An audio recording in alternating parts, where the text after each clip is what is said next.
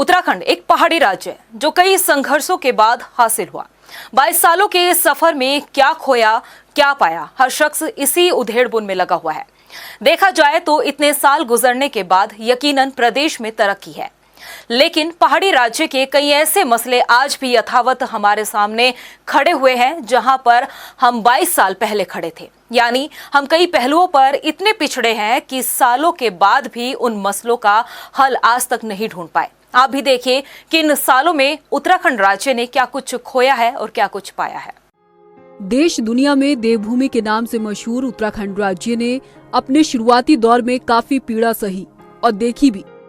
फिर चाहे वो राज्य निर्माण के लिए संघर्ष हो या फिर अलग राज्य बनने के बाद राजनीतिक उठापटक बदलाव या फिर आपदा का दंश, लोगों के जहन में आज भी यही सवाल उभर कर आता है कि इन 22 सालों में प्रदेश की तकदीर और तस्वीर कितनी बदली है। बीते 22 सालों में उत्तराखंड ने बहुत कुछ खोया है तो पाया भी है। इसके साथ कई चुनौतियों का भी सामना किया है। प्रदेश को विरासत में मिला वित्तीय कर्ज इन 22 सालों में बढ़कर 73,751 करोड़ जा पहुंचा है। पलायन का दर्द झेलने वाले गांव आज घोस्ट विलेज में तब्दील हो गए हैं। साल 2000 में उत्तराखंड राज्य बनने के बाद तत्कालीन कांग्रेस सरकार में स्वर्गीय नारायण दत्त तिवारी को प्रदेश में औद्योगिक विकास के लिए आज भी याद किया जाता है। कहा जाता है कि तत्कालीन एनडी तिवारी सरकार में औद्योगिक विकास उत्तराखंड के तराई इलाकों में खूब हुआ, जिससे प्रदेश के औद्योगिक क्षेत्र में एक नया उछाल आया। इन 22 सालों के दौरान साल 2013 में प्रदेश आपदा के दंश से भी खूब लड़खड़ाया। साल 2013 में प्रदेश में आई भीषण त्रासदी में सब कुछ तहस नहस हो गया और उत्तराखंड को भारी नुकसान हुआ।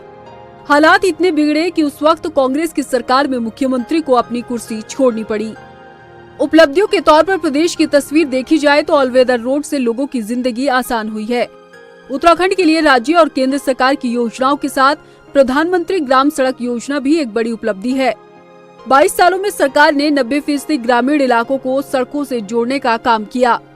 इसके साथ केदारनाथ धाम की आपदा के बाद तस्वीर और तकदीर दोनों बदल गई। प्रधानमंत्री नरेंद्र मोदी केदारनाथ धाम के साथ बद्रीनाथ धाम में मास्टर प्लान के तहत हो रहे निर्माण कार्यों पर लगातार मॉनिटरिंग कर रहे हैं, ताकि आस्था के धाम देश दुनिया में संवरे और प्रदेश की रीढ़ पर्यटन के तौर पर और ज्यादा मजबूत हो सके। इन 22 सालों में पहाड़ पर रेल का सपना और एयर कनेक्टिविटी में भी काफी सुधार आया। ऋषिकेश कर्णप्रयाग रेलवे प्रोजेक्ट प्रदेश की एक बड़ी उपलब्धियों में से एक है। इसके अलावा एयर कनेक्टिविटी को लेकर भी बीजेपी सरकार ने काफी काम किया। मौजूदा वक्त में प्रदेश में धामी सरकार ने भी जनता के लिए कई कल्याणकारी योजनाओं के साथ प्रदेश हित में कई बड़े और अहम फैसले लिए हैं।